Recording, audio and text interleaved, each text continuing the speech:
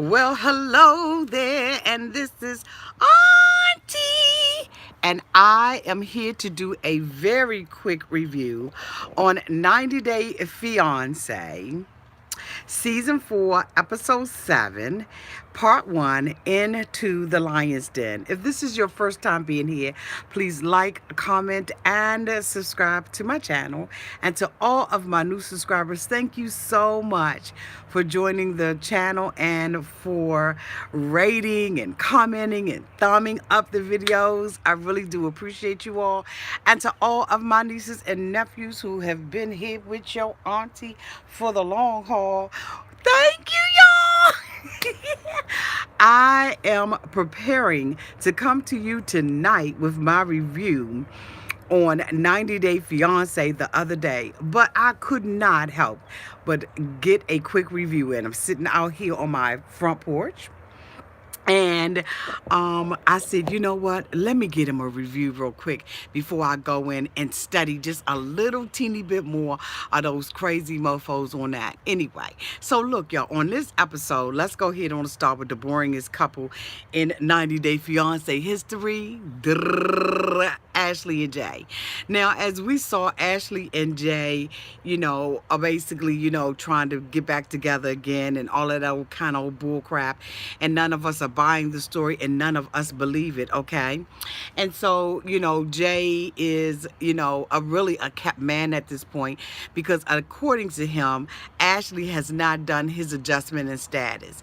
She has decided that she wants the family to come, for Christmas and all that kind of stuff. And so they're on their way to the airport to go, and get the family and everything. And so we see his sister Poochie and, the brother come over and they're very excited. And, they're cold and she's talking about, how her fingers and stuff are numb and all that kind of stuff. And I'm sure that it really is a big adjustment from being, in Jamaica and all of that. So anyway, Poochie is supposed to be the savior, okay? She is the great black hope from Jamaica. So Ashley believes that since Poochie is here and she's brought the little baby with her, that Jay lovingly, thank you so much for that super chat. Hey, sweetie. Says Jay has called her Tweety Bird. He says she's cute as a Tweety Bird. She believes that she's going to be able to help him with their relationship. No, boo. Ain't nothing going to help with the relationship that you find yourself in. Okay? She thinks that, Poochie's going to come and set him straight. Well, Poochie already knows what her brother is about. Poochie did have a conversation with Jay about, they were reminiscing and everything, going back down memory lane. Okay, and they were talking about that kind of stuff, and she was like, are you gonna, are you staying offline and all of that? But at the end of the day, before Jay left, she had already had this pep talk with him. And so we already know that, she knows who her brother is, what he does, and all of that old kind of good stuff. You know what I'm saying? And so I don't even see that being worth their while. Ashley, let me tell you something, boo. You're going to either accept this man the way he is or you are not. Thank you so much for the super chat. The next person that I want to talk about is Andre and Libby. Okay, so at this point, Libby has talked to her dad until she's blue in the face. And she, knows that she's already had a conversation with Andre where she's fessed up to her sins or the sins that Andre believes that she's committing. And so really she wants to now, have this conversation and, with Andre and, and basically tell him, you need to ask my dad for a job. And so because she was unable to talk to him, he said, don't terrorize me with your pregnancy. I know you in labor. I know you're about 9.5 centimeters dilated, okay? I know the baby is just about to crown, but don't you terrorize me with your pregnancy. Now, that's some cold-blooded that you, okay? Terrorize me with your pregnancy? No, don't terrorize me with that. Okay? So anyway, we see Andre, basically saying that, he's now found out that, what the truth is about Libby. And he's going over there to confront her father because Libby has asked them to talk to one another. She told her father that she wanted him to talk to Andre about the situation and vice versa. Okay, but what she hasn't done yet is tell the damn truth. All right, because I'm sure that she told Andre something totally different. The way that he came off with the father was just like out of control, so damn disrespectful. So, he walks in and, the dad is sitting there and the dad is like, Andre is like, yeah, I heard you was looking for me. Yeah, I heard you was out in the streets looking for me. And so, the dad is like, yeah, I was looking for you. I was out in the street looking for you. Look, man, you know, I got a job and you need one. Andre was like, let me tell you something, Papa Son. You don't run nothing over here but your mouth. Now, I know, that you messed around and you gave Libby some money and knick-knack, patty-rack, and give a daggone dog a bone. And I know that she been playing these games behind my back. She thinks that she's helping, but she's actually making things worse. And you know what? I don't want no job from you, young. I don't need nothing from you. Because you know what? You ain't gonna throw nothing up in my face and tell me that I owe you anything.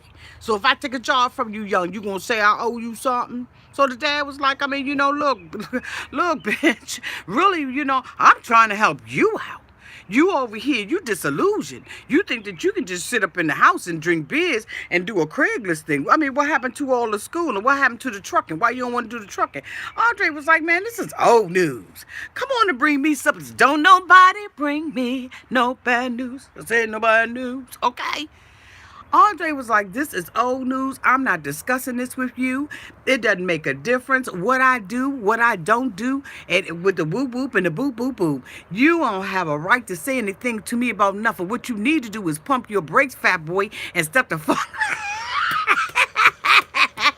And so, Daddy was trying to keep it cool and trying to keep it funky and everything. But after a while, Daddy got weak. Daddy said, look, bitch, I don't need you to work for me. I don't need you to work for me. Do you understand what I'm saying? I got laborers. I got day laborers, night laborers, midday laborers. I got laborers on the weekend, laborers on the holiday, bitch. And I'm trying to help you. I don't need you. And Andre said, good. Then you know what? My point, you've taken my point. I let, the thing that frustrates him is that Andre isn't listening and comprehending to anything. No, Andre heard what the hell he said. Andre heard exactly what he said. And Andre also knows what he needs to do.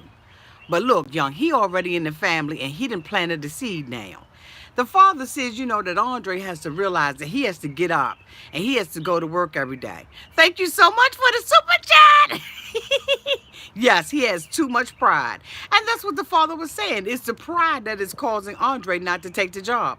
But Andre was going on into some dialogue and was saying, the way the things been set up around here, I don't particularly like this family. So I believe that there's been some things, y'all, that has been going on. Y'all, don't I look like a Nubian princess with this wig on like this? I am giving all kinds of Foxy Brown. The fat version, that is. But anyway, y'all see my planners? I'm getting ready to do my bleaker planners for everybody who's going to be on my other channel. These are my bleakers. I'm getting ready to revamp these and all that kind of stuff. But anyway, okay, y'all don't care about that. But the father believes that it's Andre pride. I don't. I believe that the family has done some things. They've got involved in just too many things. Elizabeth have told too many things. And, at this point, Andre don't trust them. He don't want to bunk with them. And he just, he just really doesn't care. Do I believe a lot of it has to do, like that some of it may have to do with Andre pride? It may. But but at this point, we really don't know. We don't know the full story. And, you have to always keep in mind that there's editing going on.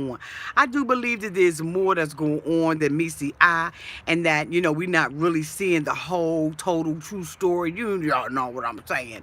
But Andre is absolutely an asshole, and he just does not care anything about the family. He told the father, he said, look, I don't want to work for you, and you don't want me to work for you. You go ahead on and use your people, and we good. We good. I was like, damn. The father says that, like I said, that Andre has to get a job. Andre ain't got to get no job because the father wrapped his conversation up saying, at this point, it's about making sure that my daughter and my granddaughter is taken care of. As long as the father is leading with his money and leading with his prestige and leading with all of that, Andre doesn't have to work. I don't see Andre working at any given time. And here's the thing about it. They're still together. Is Andre working? Is he the Craigslist hot shot? Is he the carpenter of Craigslist?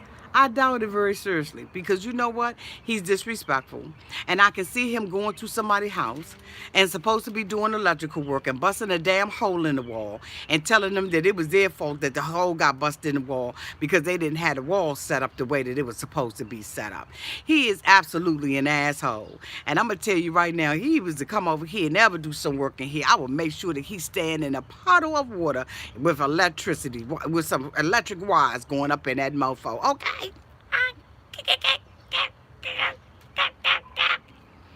The next couple I want to talk about, the next person I want to talk about is that dumbass Nicole.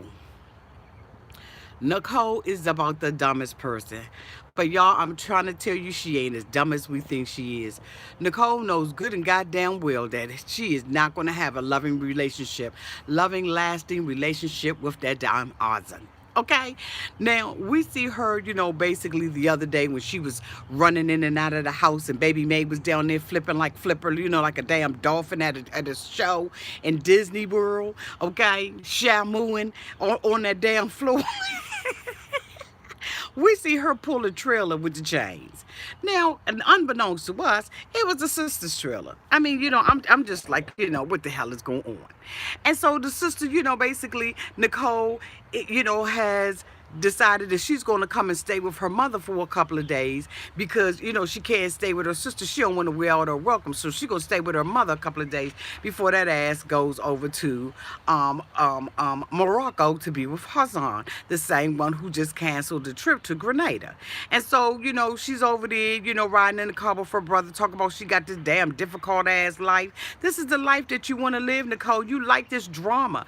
Some women are just attracted to drama, and I think that that's who Nicole is. So anyway, we see, her telling her brother that she got a difficult life and all that, and he's like, yeah, you sure the hell do. She still sits down with enabling ass Rosalie and, starts talking about Azan and will not tell them what this family emergency is. In pops Joe. Joe comes up in that mofo and was like, what the fuck is going on? What the hell is Nicole here for? Look like I got, ambush. You got a whole lot of mofos up in here. And so, basically they like, she's like, Nicole only gonna be here a short time, Joe. I mean, she only gonna be here a short time, so don't you worry about it, baby. Don't you worry about it. And so, he was like, all right, then I can rest. And he was, like, okay, so Nicole, what's going on? So Nicole is talking about, going to Morocco and getting married. And he was like, well, he had plenty of times to marry you. Mr. Moroccan already emailed me and told me what the hell was going on. So Nicole was like, wait a minute, what? I ain't talking about that stupid stuff. Okay, allegedly, we see a couple of emails from somebody in Morocco who's a friend of Azan's. And this friend of Azan's has basically told him that they think that Nicole is a joke, that Azan is not going to marry her. And they asked him, was all women from America stupid? No, mother. All women from America are not stupid. And so basically, she's being played. She says that she doesn't want to have this conversation with him or with anybody else who's going to be on the internet because they don't know what the hell they're talking about. And even if they did, she doesn't want to know a goddamn thing about it. She wants to walk around in la la land and walk around in bliss. She believes that her and Azan are going to be married. You know what? Joe was like, you know what, Nicole, go ahead and take your fat ass over there. Don't nobody care anything about this anymore. At this point, who gives a damn? I don't care if he used you until he said, I'll give you 6 months. He said, I'll give you 6 months to be over that mofo. You're going to be bringing you in your bag and your baby girl right the hell back over here. And I was like, you know what? Don't cut her no slack. Rosalie sitting up there, cheerleading and talking about some, it's going to end eventually. No, he's not using her. You enabling that. Oh my God, I was getting ready to use the word that I hate being used on my channel. But I just was like, oh my God, Robalee, you really are an enabler. I just do not have any respect for you whatsoever, boo. You's a piece of dirty, dirty trash. And then we go to Pedro. We see Pedro sitting out there in the DR, running up to the sports bar because he said, Biatch, this is my last night of being single slash married slash ran away to the DR slash I am a runaway. Slash, I'm about to get drunk and act like I don't remember I'm married. Slash, I'm about to have the time of my damn life. And so, he's sitting up at the sports bar with all his friends. Thank you so much for the super chat. Saying, how, he feels that, this is his last night because Nicole is there. Nicole's not going to let him go out with his friends. He the dumbass. Because, you know what? Ain't no what. Get. It wants some of this old sweet old auntie. And so, he's talking about how he, is not going to be able to enjoy his life and all that kind of stuff, and the thing is over. So, he's sitting there with all his friends. He's talking about everybody out because you big money bank. You big money harvesting American dollar. But I tell you what they about to do. They about to eat off your crop, boo. Okay? All them mofos are sitting up there with glasses filled up to the rim. And I know damn well that you prepaid for them mofos like you do them little telephone calls, them little cards, them little prepaid cards that people use to pay phone calls. Okay? And so anyway, Pedro is, telling the friends and everything that Chantel, doesn't respect him and is still going to come over anyway. And so, he feels disrespected. He's embarrassed by it, and he didn't know how to tell his friends. His sister was like, give him some drinks and loosen him up. So when he goes on to tell a little lady C over there, and y'all know I want to call her a C, go sit up there and tell me something. If I love my man, then I wouldn't do that. You don't know what the hell you would do if you was in love with a man that packed his mofo bags up and just rolled out on your ass, went in and give you a hug at the airport and told you to go head on and snuggle up with a damn cat. That's why you don't have Pedro. Okay, so evidently there was something that Chantel had that you didn't have, boo, because you still running after him. You chasing after waterfalls, bitch. Sat down and put a baby suit on your hot ass tail on fire. She gonna sit up there and tell me something. They having problems in their relationship and they just need to split up. That's the best thing for him. Nicole tell me she over here trying to ruin the family thing. No, she over there trying to chase that man. Okay? And you know what, whether we think it's right, wrong, or indifferent, it's her decision to make, because at the end of the day, she is married to Pedro, not me, not that hoe, that thoughtish bitch that's sitting at the table. It's none of our business. At the end of the day, this is their decision. This is her decision to make. Pedro made a big deal out of it with his friends, but at the end of the day, like he said, thank you so much for that sunshine. At the end of the day, Pedro loves Chantel. He said sometimes he loves her, sometimes he don't. Y'all remember that song by The Emotions? We're walking the line. Okay. If I still got you, is there a cause? Okay. Don't ask my neighbor. All right. So at this point, it's a mood issue. He picks her up from the airport. He has flowers and a balloon. He said that that's what he used to greet her with when she used to come over there. But the look that was on that mofo face, he is so cold to her. Like Pedro cares nothing about Chantel. Thank you so much for that so much. He cares nothing about Chantel. He really doesn't. Right now, Chantel is a thing of inconvenience to him. He seems bothered by her. He almost seems sickened. She comes, out of the airport terminal, and she's just smiling and skipping in her step when she sees him, and he barely gives her a hug, barely acknowledges her. But, the mofo standing there with some balloons and some flowers.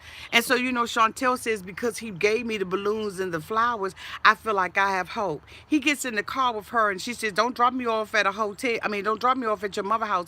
I hope we staying at a hotel. Bitch, they don't want you over there. They ain't serving chicken legs or anything else today for you, boo. They're not serving anything.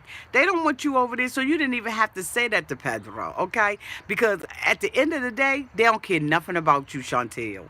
And so, they get to the hotel and everything, and, before they get there, they're riding in the car, and Pedro says, I had the best time. Last night, I had the best time of my life.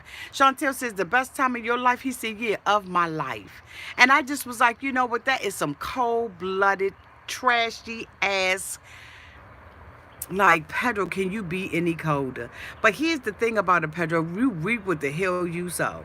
I don't know if this is a phony line, a phony plot line, or what the hell this is. But to see Pedro acting like this, see, I was trying to root for Pedro. You know what I'm saying? Like, like on Tyra Banks. We always root for you, But the way that he has been handling this situation has just been tasteless. And it's just been downright disrespectful. He tells her at the hotel, you need to go and see my mother. She said, why? He said, because my mother want to see you. That's why, bitch. She said, well, your mother need to respect me. He said, you need to respect my mother. You know what? I tell you what. Your mother want to see somebody, tell her bring her ass up over here. But instead, Chantel says, you know what? It's going to be mutual respect up in that camp. And if not, I ain't going to see your mother. Your mother going to have some respect for me too, Pedro, up in this mofo. Pedro's like, whatever. Okay. First, he was telling Chantel, you can stay home. She said, you know what? I'll do this for you, for you. And so Pedro was like, all right, then. We're going to set up a meeting. Chantel lays back on the bed like this, y'all. Handle that bitch. Let her know. Let her know that the queen is here. And my tiara, okay, is forever. Forever, ever, and ever, up on my mofo head. You tell your mother that I'm sitting right up over here. And anytime her chicken frog leg frying ass wants to meet with me, I'm ready to meet with her. Okay? And make sure Nicole is there too. All right? But anyway, y'all, that is my review. Like I said, I am getting ready to go in here and I am going to prepare myself. I just got to look at a little bit more of these crazy mofos. But y'all, thank you so much for coming out and looking at this review. Thank you to everybody who has super chatted me. And thank you so much to my two wonderful moderators who hold this mofo chat down for your auntie and for everybody else. Until maybe an hour from now, I will see you all later. Love you to